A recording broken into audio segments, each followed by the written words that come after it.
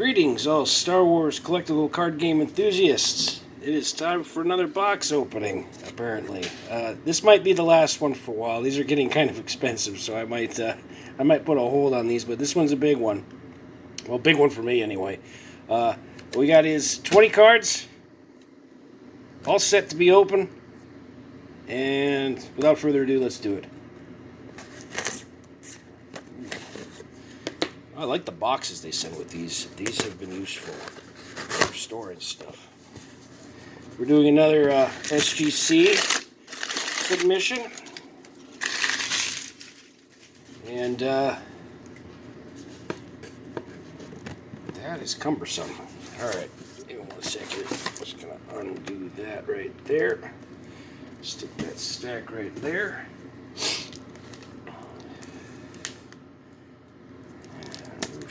Bands. Also, thank you SGC. I can always use the rubber bands. I do wish they'd give me more of these sleeves, though. They usually just send one on top and one on bottom for protection, but I'll have to invest in some for the rest of my collection. Paperwork. All right. Alright, so these might be in order. I'm just going to take a little quick peek-see here and see if these are in order. Nope, they're backwards. Alright. Should have known. Now, I did a little bit of research on these before, and I did pre-grade these. And I didn't really see anything that was going to be... Well, everything was going to be above an 8, I thought. And, luckily, you can see my paperwork here. I have my prospected, and then on the side here I'm going to hide a little bit. For those who want to slow it down, they would have been able to see it. Prospective grades, and then what the final grades were. So we're going to start off here. The first one here should be the Emperor from Reflections 2. Oh, these are completely out of order. Well, we'll just wing it then. And I thought this card was going to get an 8.5 to a 9, and I was pretty close on that. So 8.5 on the Emperor from Reflections 2 Premium. Not too shabby. I was okay with all the grades that came back on this. I didn't get any real surprises. Everything was pretty much about where I thought it was going to be. We got a Reflections 2 foil here. This is Darth Vader's lightsaber from the Death Star 2 expansion. Also at an 8.5. So that'll be a nice one to go with the 8.5 Lord Vader I have. Alright, this one came back better than I expected. I was expecting about a 9 on this one. We got a 9.5 on Darth Maul from Tatooine. This is not the alternate image. I'm using cards from my own personal collection for this, so I didn't have everything. I just had a bunch of stuff. So I'm okay with this. This is a good pull. 9.5, that one's possibly going to end up in my personal collection. Alright, we got this one here. Jabba's Prize. I was kind of hoping that they would have flipped it around and put this on the other side, but you get what you get, I guess. That works out anyway. It looks pretty good. But I just did this one kind of for my own personal collection. That one's definitely going to end up in my personal collection. But we'll see. We'll see what happens. Got an 8.5 Obi-Wan from Reflections. And I was expecting an 8 on this. I was hoping it wasn't going to get a 7. But it did pretty good. There's not a lot of problems with this one. So 8.5 I'm fairly happy with. That one will probably end up for sale eventually. We got ourselves an 8 on the Daughter of Skywalker. These are tough to grade, man. These Endor foils, they scratch so easy. They're really pretty, but I really didn't see this one coming back at an 8. This is about the biggest one, the closest to a surprise I got, but I was figuring somewhere between an 8 to a 9. I was hoping for the 9, and we got an 8 on this one.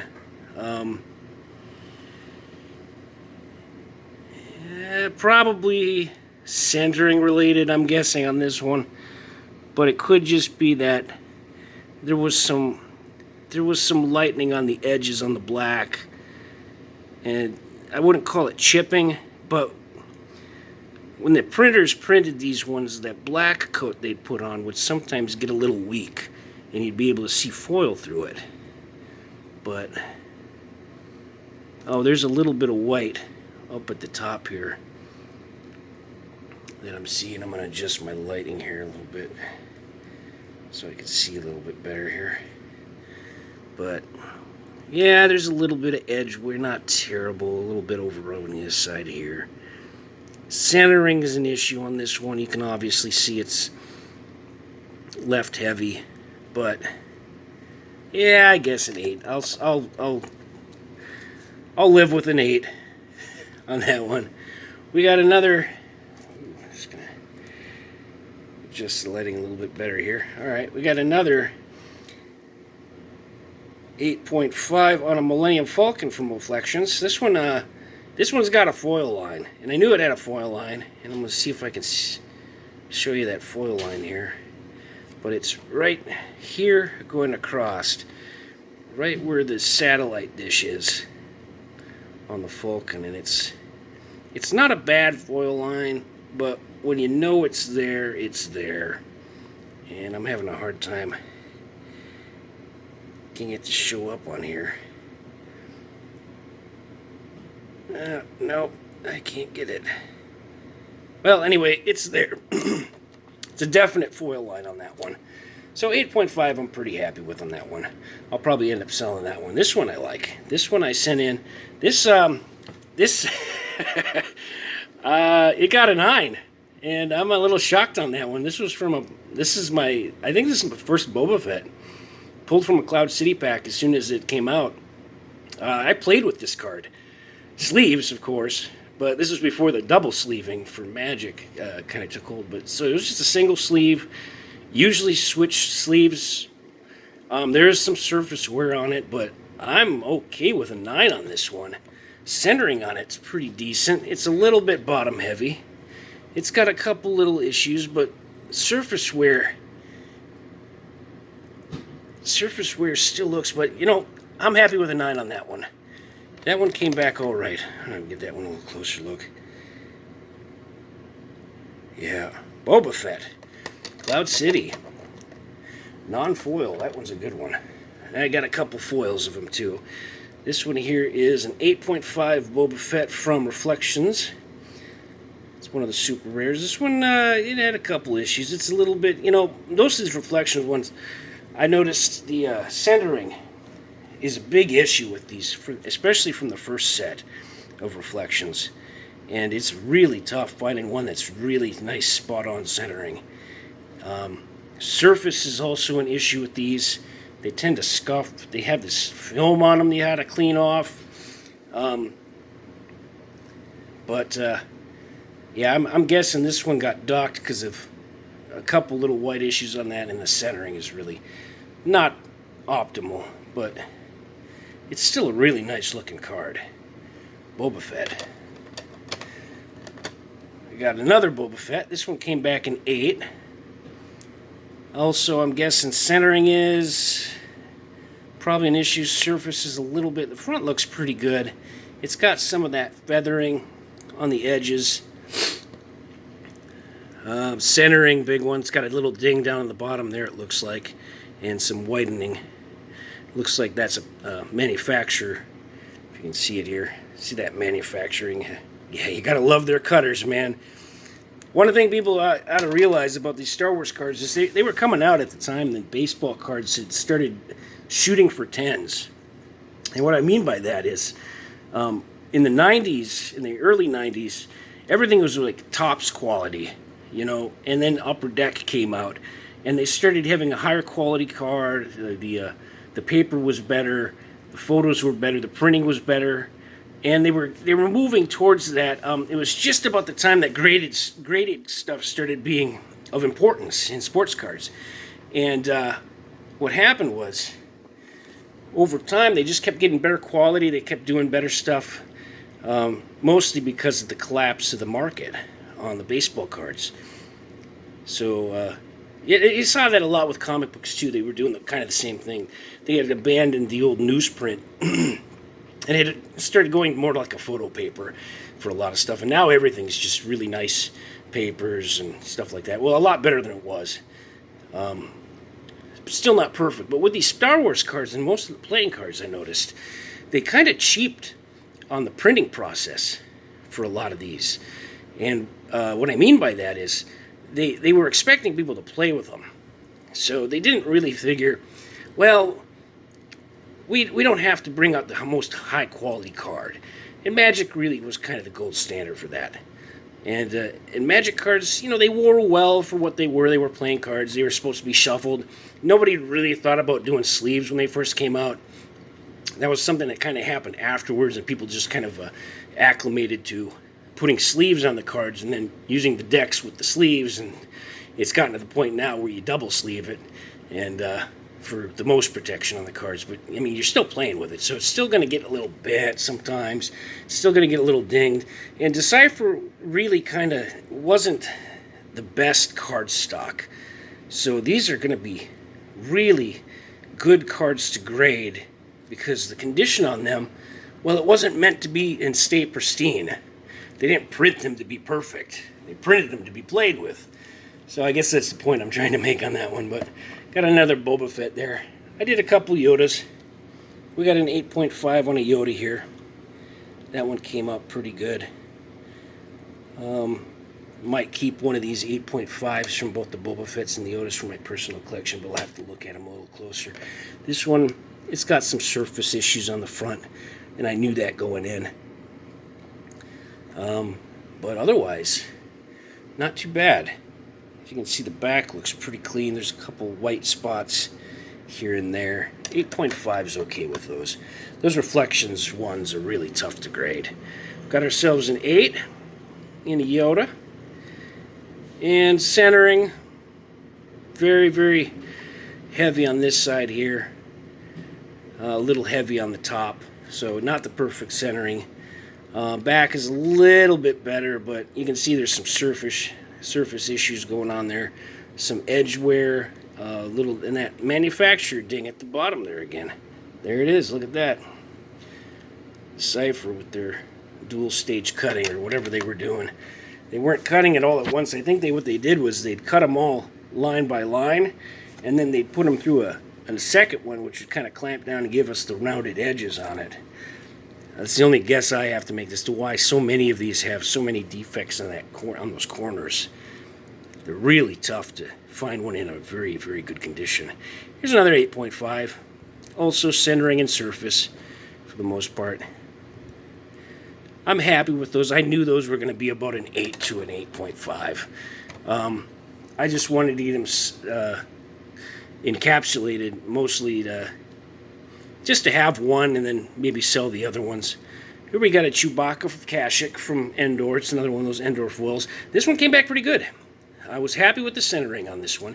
It does seem to be a little bit heavy on the right-hand side here, and a tiny bit heavy on the bottom, if you can see that. There's a good shot of it. Yeah, it's a little bit heavy on the bottom, and a little bit heavy on the left-hand side. But otherwise, the foil was really nice on that one. Again, there's that ding on the bottom. That's going to be a hindrance for all Star Wars cards. Whatever cutting process they were using, it was not optimal. Next up we have a 3PO. This one came back better than I expected. I was expecting about a 9 on this one.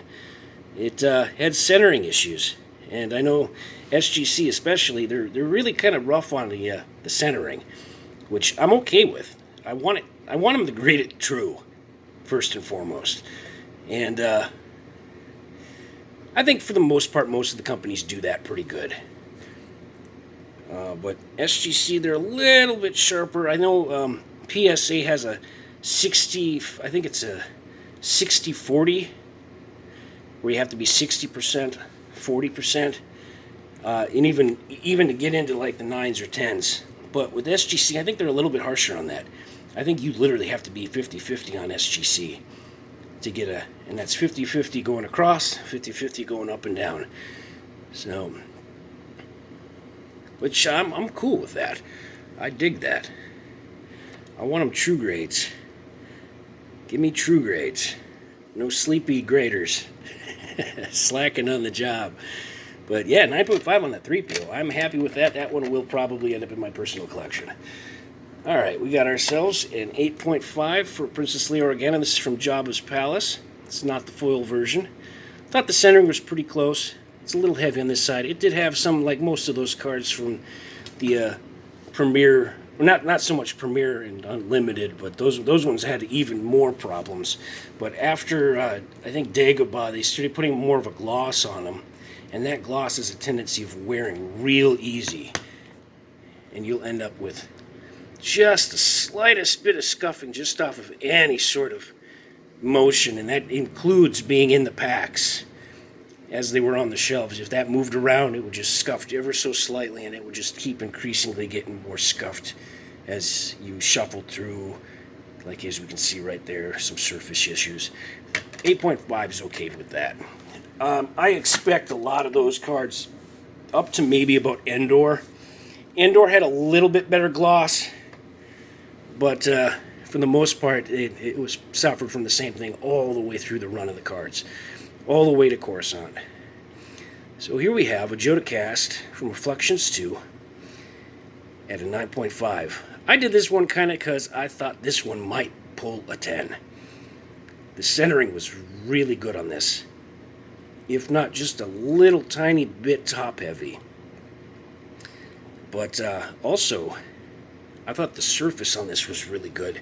And it did come back a 9.5, so I'm pretty happy with that. I was hoping for a 10 on this one. I also like to kind of see a 10 pristine one day pop out of these, but I don't think it's really that possible. Just based on manufacturing and how these were stored. They're old. If we had done the grading maybe when they came out at release, we'd have a better chance at that. But even, just it's going to be real tough getting a pristine 10 from SGC with these. You're not going to see very many gold labels on these Star Wars cards. And if you do, well, let's just say history hasn't been written yet. Somebody might pull one eventually one day, but I don't know, man.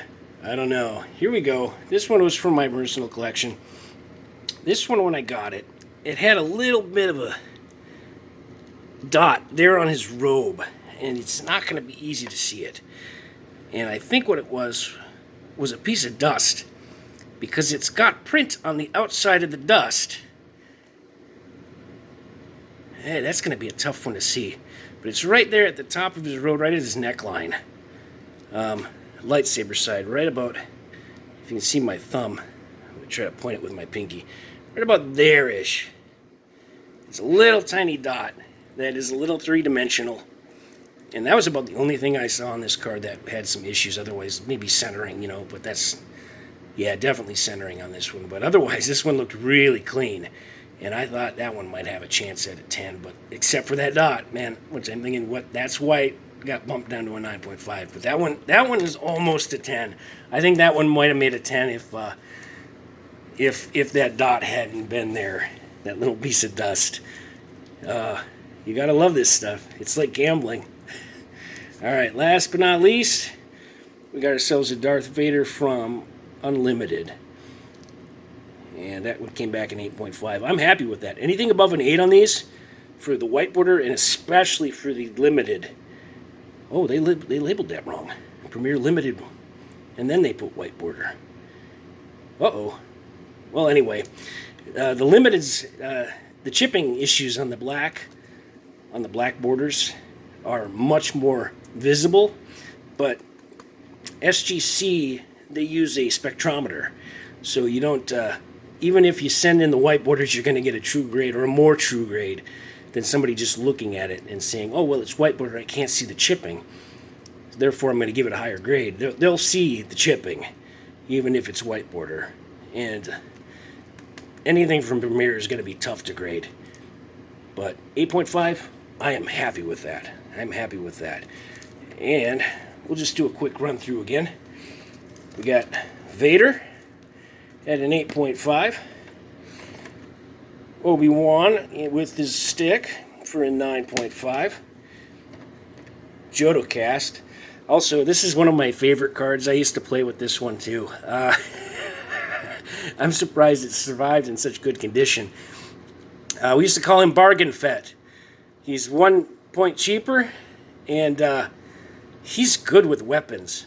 I used to stick him with Feltapern Treevag's stun rifle and put a bounty on another guy, and he shoots for free for the first shot, gets +2 total weapon destiny. And then Feltapern Treevags, if they have a bounty on him, you get an additional 2 to your weapon destiny. So he was always shooting at a +4. Plus he had land speed of 3, and you can use hidden weapons with him, which made him even better for capturing stuff. But yeah, he was he was my go-to bounty hunter for a long time, Jodocast. So I kind of got him done for sentimental reasons, but also because I thought it was going to grade high. And I'm glad it did. It came out at 9.5. But yeah, I used to stick him on a speeder bike with a scout. And I wouldn't even worry about his land speed 3. I'd just use that if I needed to. But he would just react around with that fucking stun rifle wherever I needed him. And sometimes it worked. Sometimes it worked. He's a cool card. I like Jodocast. Alright, we got ourselves Leia at an 8.5. There's our 9.5 3PO. Shiny, shiny. I love those Endor foils, but man, they are hard to upkeep. 9 on Chewbacca.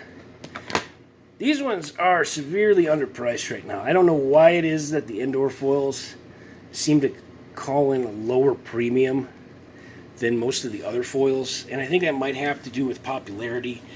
I thought for a while it was because of usefulness of card, but there's a lot of useless cards that are grading pretty high that'll sell for something.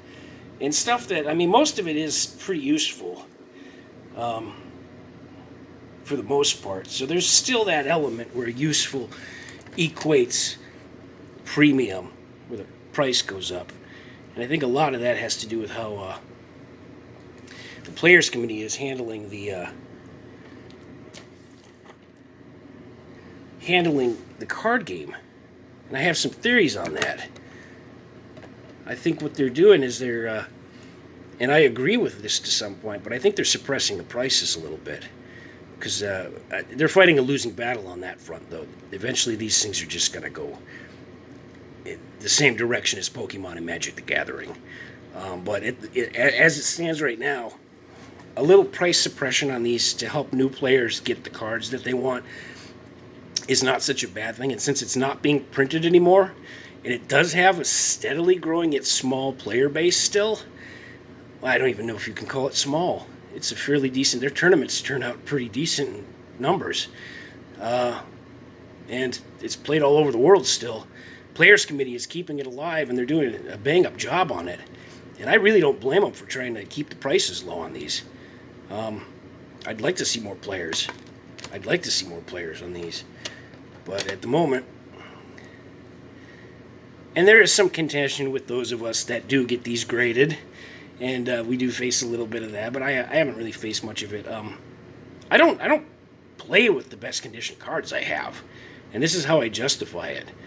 And it's still a justification, but I'll keep the best condition ones separate from the play stuff, and I'll use stuff that, you know, it's got some wear to it already if I'm going to play with it. I think most players do that anyway.